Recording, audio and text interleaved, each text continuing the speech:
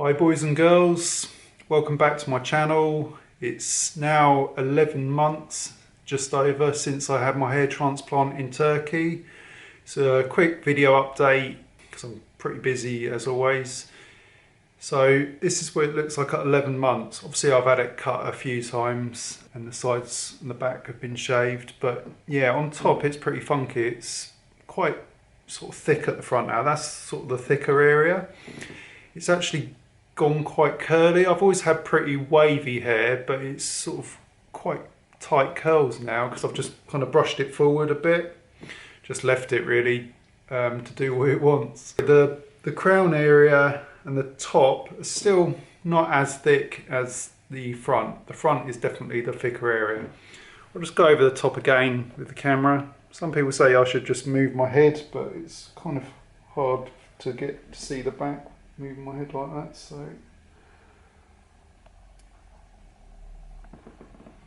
I'm not sure how well it focuses doing that, but yeah, it's pretty thick now.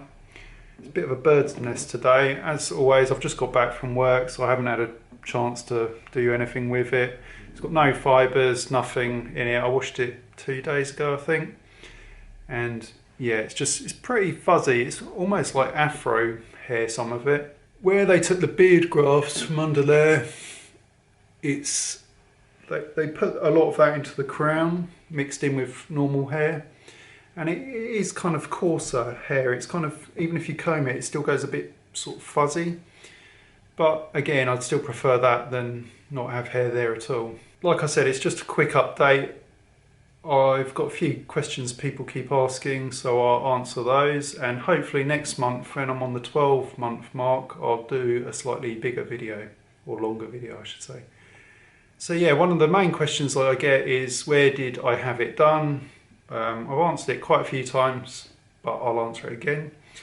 I had it done by Dr Cinik, that's C-I-N-I-K, at the Cinik clinic in Istanbul. The hospital I had it done at, they've now changed to a different hospital, so the clinic's now at a different place. But people I've spoken to that have been to the newer one said, yeah, it's even nicer, because I know some people that have been to both.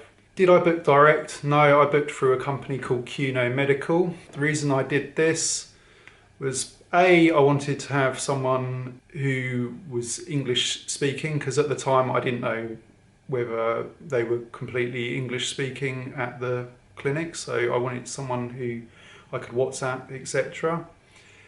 The other reason, and the main reason I booked through them, was because you don't have to pay a deposit. You just book your flights and then you email them a copy of your flights. So, and they've also got the doctor's diary, so they know when he's available, etc.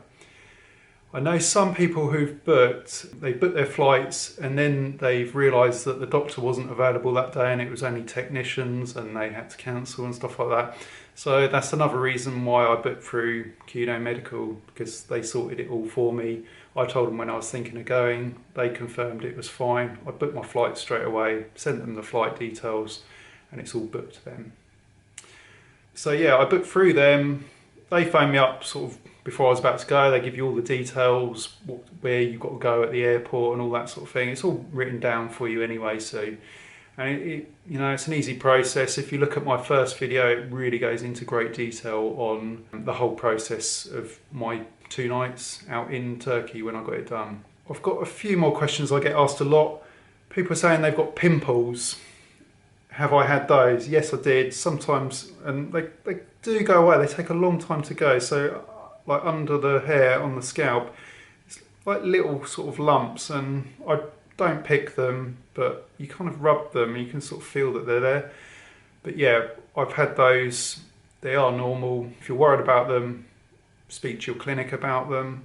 But yeah, I did have some myself, so try not to worry about them. Another question I get asked a lot about is when people have first had the operation done and you get the scabs on the top of your head. My clinic wanted them gone by wash number 10, and I think it was around about wash 11 because I had a few stubborn ones at the end.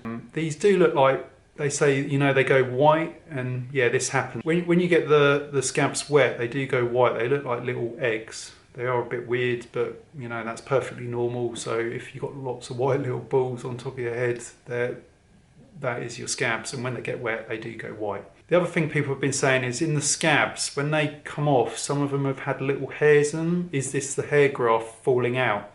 If it's not bleeding, then you should be fine. The hair grafts, you know, within, it's about the first 4 or 5 days, they should be well and truly rooted in. You will get little hairs come off when the scabs come off. It's just, I think, kind of like dead hairs that have just come off with the scabs. It's fine, nothing to worry about. If you are worried, speak to your clinic. But I had them, I think a lot of people do, because a lot of people, especially this month, seem to have messaged me about that. But apart from that, no, it's very easy for me to sit here and say, yeah, try not to worry, but worrying doesn't do you any good. It makes your hair fall out, basically. Yeah, try not to worry. It's, you know, some people are so worried about if they miss one of their biotin pills or something like that. It's really not going to make a difference if you miss one day of your biotin or things like that. Try and sort of relax. I know it's very hard, and the first wash, my hair wash that I had to do on my own at home, was just so nerve-wracking because you're worried you're going to wash it all out, all the grafts you've had done. You know, they are quite well rooted in. You just be careful. Like I said before, with your first, I think even for the first month, I was so careful with washing my hair, because just follow exactly what your clinic says. That would be my advice. Whatever your clinic says, because some of them give you slightly different advice to others. Follow your rules from your clinic. Then if you've got any problems, WhatsApp them, message them, send them photos, WhatsApp, things like that. I sent mine a few WhatsApps because I was sort of nervous that I wasn't doing the washing right.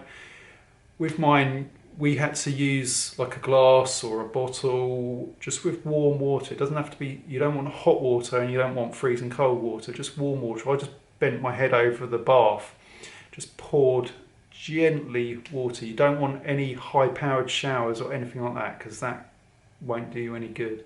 So it has to be very softly. And you know, it's your head. You're probably the best judge of it. But after about a month, I started sort of not using glass. It's hard to remember because it was nearly a year ago, the exact time scale. But I remember after about a month, I was sort of back in the shower, but you know, just be careful. The first few goes, you go in the shower to wash your hair, just sort of flick the water over your head. So for the first, when you're washing your hair with the bottle or glass, where I think I used like a pint glass, but obviously don't drop it on your head because that wouldn't do you any good. Just be very careful, sort of tepid warm water. And yeah, when you're in the shower for the first month or however long it is you're sort of washing your hair with no sort of shower, just sort of keep your head right back and just have a normal shower on your body, but keep your head out of the shower. So when you do start showering your head again, when you're washing your hair in the shower, just be really careful, just kind of flick the water on, and then, you know, after you've been doing that for a while and you're used to it, then just sort of keep your head right back so it's not too powerful, because that's the main thing. You don't want any sort of power on it. It'll still be swollen. Your head, even though I was lucky, I didn't get any shedding or any bald spots on the sides or back like shock loss. I was very lucky like that. Mine started growing pretty much straight away, and I still think it depends what sort of cycle you're on, because your hair goes through cycles. So yeah, just be gentle. I mean, you're the best judge because it's your head, your hair, but you will be kind of very tender. That's why they say don't go in the sun for 6 months. I mean, I went to Rio after about 5, but I covered my head up. Just be careful and take precautions. Don't do anything stupid. A lot of people I've had this month saying when can they cut their hair. Again, follow the instructions of your clinic. With ours, they said don't shave it for the first 6 months. So I didn't shave it for 6 months on top. I did, however, on the sides and back, shave it. I think it's probably after about a month and a half, because your hair on the sides and back, the donor area, will grow a lot faster.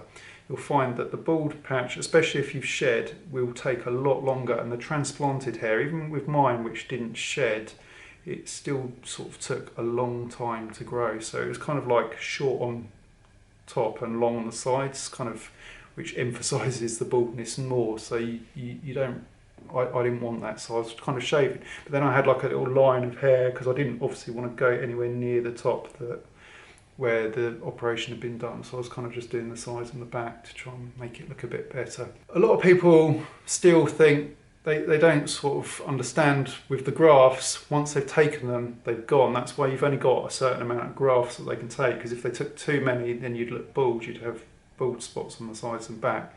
So they can only take a certain amount. That's why you can only have kind of a certain amount of hair transplants, depending on how thick your hair is on the sides and back, the donor areas. And also that's why they took some beard hair under there from mine, and other people who have chest hair done. Yeah, when they've taken it, that's it, it's gone. It's, you know, they're physically taking apart and putting it somewhere else. So they take it from the top around there, the sides and back, or from under there, and they're putting it on top, so it's gone. Like I've said before, as long as you've got a skilled doctor or technician, they do it in such a way that it doesn't leave bald spots, because they sort of dot them about where they take them from, so that the hair, when it regrows, and you know, I've had mine shaved grade 1, short grade 1 on the sides and back, and you, unless I told you, you probably wouldn't know that I'd had the operation. They did a really good job at the sides and back, the donor area, so that it didn't have any bald spots. You can get what's called shock loss, where some of it will sort of just come out and it will look slightly bald, but that again should grow back, the same as shedding. If your hair sheds, the new hair they put in, if it falls out after the first month or two, it should all grow back. That's just a cycle it goes through. That's about it for now. If you've got any questions, as always, go on my Instagram, you can message me or just leave a comment below. Like I said before, if you can make yourself a comment, if you latch onto someone else's that was 3 or 4 weeks ago, it doesn't always show up in YouTube for me in the comments section, so I don't always see them. I try and answer every comment I possibly can. I'm always busy, so give it time. I will try and get back to you. But yeah, ask any questions you want. And like I said, next month I'll try and do a longer video when I've got a bit more time, hopefully. Well, that'll be coming up to Christmas. At the moment I'm under quite bright lights. I'm sat in my lounge, got spotlights. It's coming up to winter here in the UK. It's November the 20th today. So yeah, it's sort of getting dark outside now. It gets dark early, so I've got my spotlights on. So yeah, what you see is kind of what I see under bright lights. Still see at the back, you can still see through the crown if you've got a bright light on it, but it's still pretty good. Maybe one day I might need a second op, but at the moment I'm happy with it. You notice more of the coarse hair and sort of fuzzy hair when it's longer. If you keep it short on top, then you don't notice it as much, but yeah, it's pretty funky at the moment. I've just let it grow sort of a bit on top. Some people say, oh, I look better when my hair is completely shaved off. But having this done, at least I can choose now. I can have it long on top or I can have it short on top. You know, you get the choice. And if I do have it shaved, it doesn't look bald. It's got like a nice hairline. Yeah, I'm still really happy with the hairline they did. You know, like I said before, they always go just above the frown line because you don't want your hair moving like every time you frown. So yeah, but yeah, that's about it for now. Feel free to subscribe if you like the channel. I try and update it as often as possible. Thumbs up on the video is always nice to receive. Any questions, please ask. Cheers, bye.